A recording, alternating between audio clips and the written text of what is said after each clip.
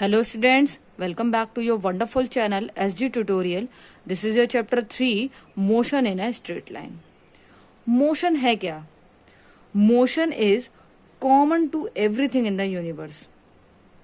जैसे हम वॉक कर रहे हैं, रन कर रहे हैं, साइकिल चला रहे हैं, ये सब क्या है? मोशन का ही तो पार्ट है. इवन बच्चों जब हम सो रहे होते हैं तब भी मोशन हो रहा है. कैसे? एयर मूव करती है. Air moves into and out of our lungs. Blood flow करता है. ब्लड है कि नहीं? Blood flows in arteries and veins. तो ये सब क्या है? हम सोते टाइम भी मोशन हमारा हो रहा है. ओके तो इवन अगर आप देखो कि पेड़ से जो पत्ता गिर रहा है, डैम से पानी बह रहा है, प्लेन से लोग इधर से उधर एक प्लेस से दूसरे प्लेस पर जा रहे हैं, ये सब क्या है? मोशन के पार्ट है. इवन अगर हम देखें, अर्थ भी रोटेट कर रही है. 24 आवर्स में एक बार अर्थ रोटेट करती है कि नहीं? सबको पता है ना. और किसके अराउंड? सन के अराउंड. अगर हम सन को देखें, सन भी मोशन में है. सन भी मोशन करता है ना, with in its local group of galaxies. Okay तो ये सब क्या है? मोशन है. Motion is change in position of an object with time. Motion है क्या?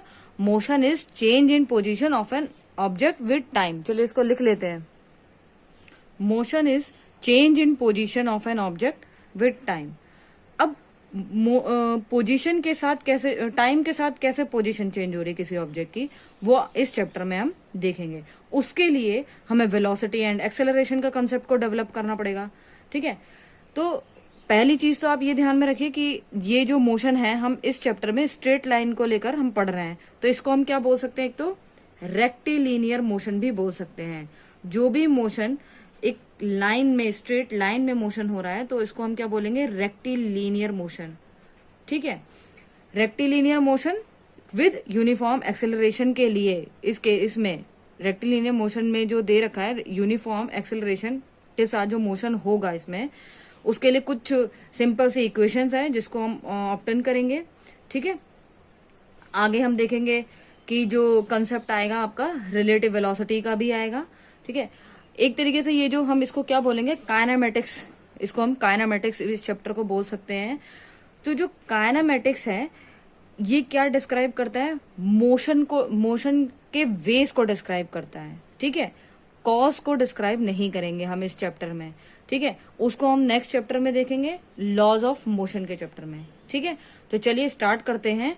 आज का जो हमारा टॉपिक रहेगा इस चैप्टर का, position, path length and displacement. हम इसमें इसको पढ़ेंगे आज. तो सबसे पहले पोजीशन को समझते हैं. तो हेडिंग डाल लीजिए, पोजीशन. ओके, तो पोजीशन क्या है? अब तो अभी हमने थोड़ी देर पहले देखा, motion is change in position of an object with time. ठीक है, अब लेकिन हम ऑब्जेक्ट की जो पोजीशन है उसको कैसे शो करेंगे? ठीक है, वो हमें ये पोजीशन में हमें देखना है. तो इसको हम किसी भी ऑब्जेक्ट की पोजीशन को स्पेसिफाई करने के लिए हमें कोई एक रेफरेंस पॉइंट चाहिए होगा. क्या चाहिए होगा? एक reference point and a set of axis. तो बेटर रहेगा हम क्या करें? हम रेक्टेंगुलर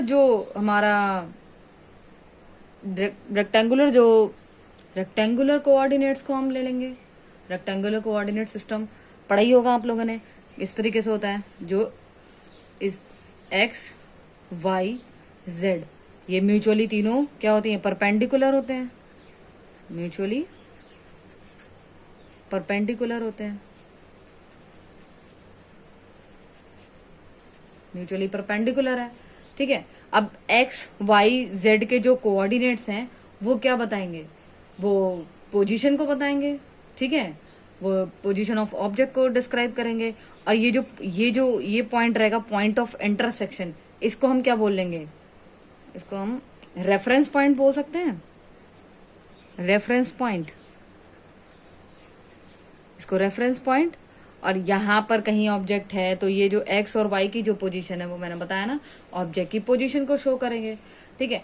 अब हमें लेकिन अगर टाइम को मेजर करना है इसी के साथ, तो हम क्या करेंगे, इसमें क्लॉक प्रोवाइड करा देंगे। ठीक है, जिससे क्या हो जाएगा, ये फ्रेम ऑफ रेफरेंस बन जाएगा। लिख लेते हैं इसको।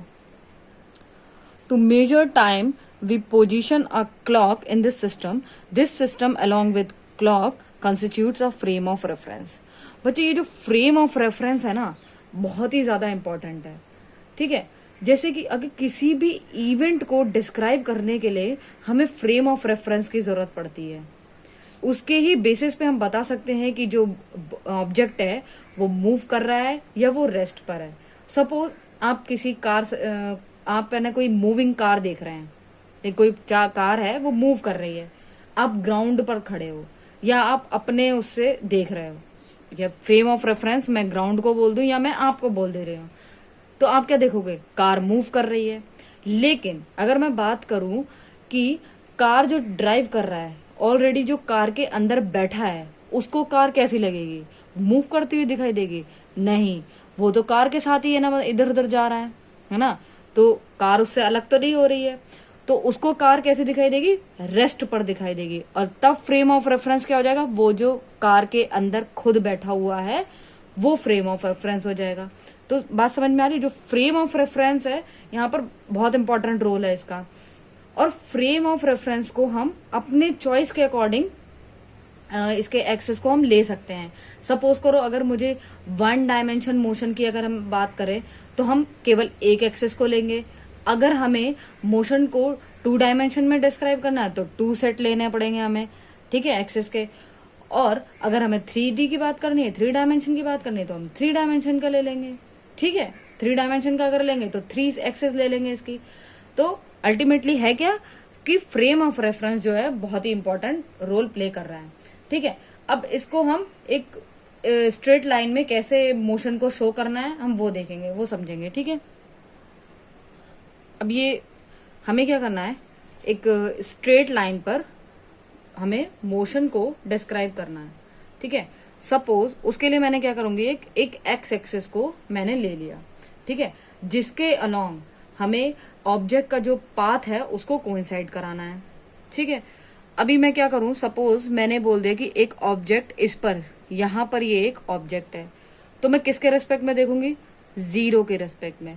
सबसे पहले मैंने 0 से देखा तो ऑब्जेक्ट कहां पर है, 90 पर, तो मैं डायरेक्टली बता दूंगी जो ऑब्जेक्ट का जो पोजीशन है वो कितना है, +90। एक बात हमेशा याद रखना, 0 के जो राइट साइड में है जितने भी, वो हम उसको पॉजिटिव ले लेंगे, और जो लेफ्ट साइड में है जितने भी नंबर्स उनको हमने निगेटिव ले लिया। ठीक है, तो इसी कन्वेंशन का हमें ध्यान रखना है। ठीक है, कन्वेंशन का ध्यान रखते हुए बोलना है। सपोज मेरे पास एक ऑब्जेक्ट अब यहाँ पर है, यहाँ इस पॉइंट पे ये P है, ये Q है, Q पॉइंट पर है, तो ऑब्जेक्ट का जो पोजीशन हो जाएगा वो कितना हो जाएगा, -60। ठीक है, तो हम इजिली इस तरीके से हम फाइंड आउट कर सकते हैं कि ऑब्जेक्ट का पोजीशन क्या है। नेक्स्ट हमारा टॉपिक है, अब हम समझेंगे path length. Okay, path length. अब सपोज करो आप, एक कार है वो मूव कर रही है, उसके हमें पाथ को इस स्ट्रेट लाइन पे मुझे कोइंसाइड कराना है, मैंने करा लिया।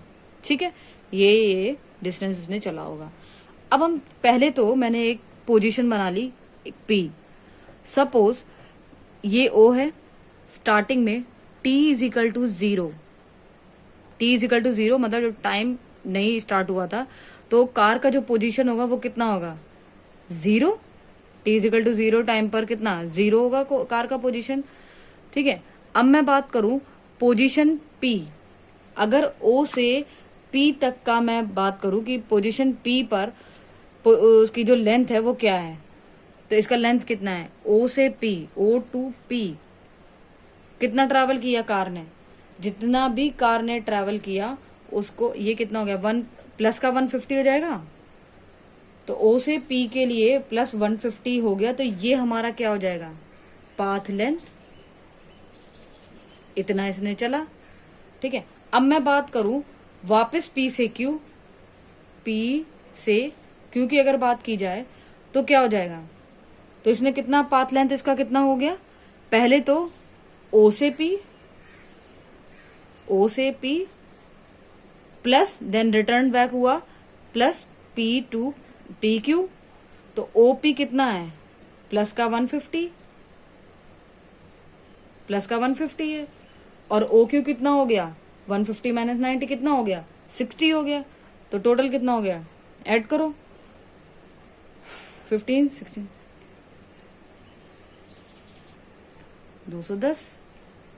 210 हो गया। तो ये क्या डिस्क्राइब किया कि अब उसका जो पाथ लेंथ हो गया, पहले उसने ओ से पी गया, फिर पी से क्यू गई, कार का जो पोजीशन है वो हमने यहाँ पे नोट डाउन कर लिया। तो इस तरीके से आप क्या कर सकते हो, पाथ लेंथ को निकाल सकते हो। ठीक है, अब हम बात करेंगे डिस्प्लेसमेंट की। डिस्प्लेसमेंट, अब डिस्प्लेसमेंट क्या है? डिस्प्लेसमेंट चेंज इन पोजीशन है, चेंज इन पोजीशन।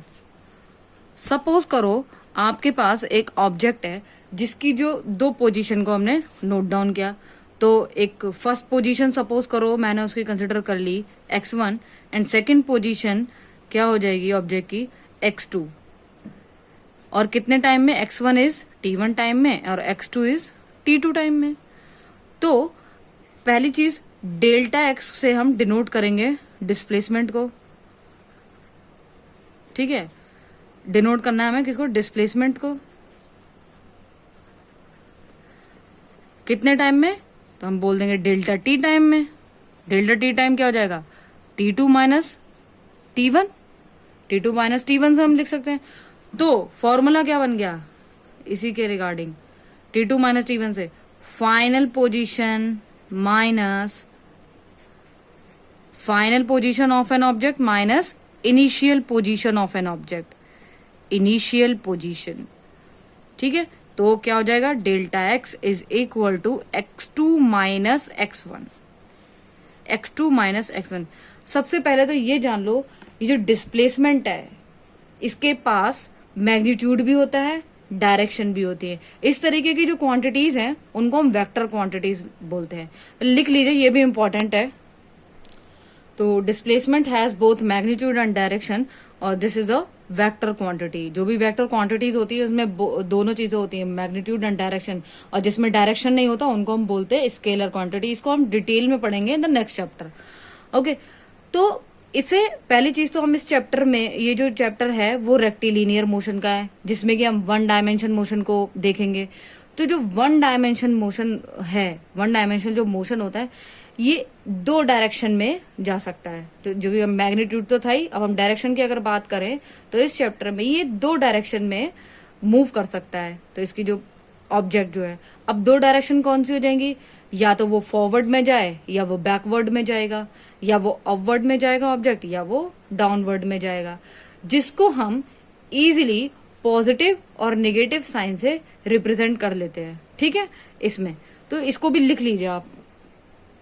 तो displacement in one dimensional motion there are only two directions, backward and forward, upward and downward, in which an object can move, which can easily be specified by plus and minus sign. Suppose करो हम path length वाला ही वो example पे लेकर जाएंगे। ठीक है, ये जो एग्जाम्पल है, सपोज मैंने अभी तक इसमें पाथ लेंथ को करा था, और जो पाथ लेंथ है वो कैसी हो जाएगी, जब इसमें हम डायरेक्शन की बात नहीं कर रहे थे, ये स्केलर क्वांटिटी है। ठीक है, तो सपोज जो कार का जो मैंने ये कार वाला ऑब्जेक्ट एग्जाम्पल लिया था, तो जो सपोज मैंने देखा कि जो कार है इसकी हमने डायरेक्शन देखी O2 दिख रहा है, O2P की, O2P तक जा रहे हैं। ठीक है, तो क्या हो जाएगा, जो डिस्प्लेसमेंट होगा डेल्टा एक्स मैं लिख ले रही हूं अभी, तो जो डिस्प्लेसमेंट होगा वो क्या होगा, final position minus initial position. तो यहां पर अगर मैं P की बात करूं तो फाइनल पोजीशन क्या है हमारी 150 प्लस का 150, and initial position is at rest, मतलब 0 पर है तो माइनस 0। फाइनल ये प्लस का है, final position minus initial position, तो हमारा डिस्प्लेसमेंट क्या हो जाएगा प्लस का 150। तो इसकी डायरेक्शन कैसी है, पॉजिटिव डायरेक्शन में है। ये हो गई हमारी पॉजिटिव डायरेक्शन।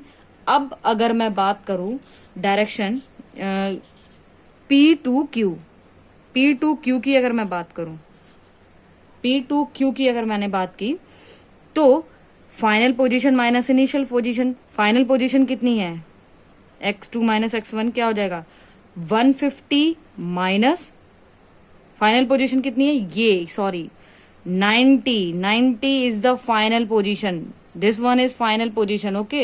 एंड हमने ये इधर देखा ये हमारी इनिशियल कंसिडर करेंगे तो ये कितना हो जाएगा आपका माइनस का 60। तो ये क्या इसकी जो डायरेक्शन क्या हो गई नेगेटिव डायरेक्शन में मूव कर रहा है, ठीक है। तो डिस्प्लेसमेंट का हमें डायरेक्शन मिल गया ना पॉजिटिव एंड नेगेटिव। तो अब हम इससे क्या कह सकते हैं कि भाई इसकी जो डायरेक्शन रहेगा वो हमारी फॉरवर्ड एंड बैकवर्ड डायरेक्शन में। इस तरीके से ये जो डिस्प्लेसमेंट होता है इसकी दो डायरेक्शन इनकी डायरेक्शंस रहेगी। तो डायरेक्शन है तो ये वेक्टर क्वांटिटी है, इसको अच्छे से ध्यान रखना है ओके। चलिए फिर मिलते हैं नेक्स्ट टॉपिक पे। आज का ये हमारा यहीं पे खत्म होता है। और बच्चों प्लीज चैनल को सब्सक्राइब जरूर करें जिससे कि आपको मेरी जो लेटेस्ट वीडियो है वो मिल सके, और चैनल को शेयर जितना हो सकता है करिए जिससे कि जो बच्चे लॉकडाउन में पढ़ नहीं पा रहे हैं, कोचिंग नहीं जा पा रहे हैं, वो इस चीज का अच्छे से फायदा उठाइए। बच्चों फ्री की क्लासेस है, आपको क्या ही दिक्कत है, पढ़ना ही तो है तो पढ़िए, मेहनत करिए। ये कोविड-19 को आपकी एजुकेशन पे कोई फर्क नहीं पड़ना चाहिए, ठीक है। तब तक के लिए bye bye, take care. Share करिए बच्चों जितना हो सकता है शेयर करिए।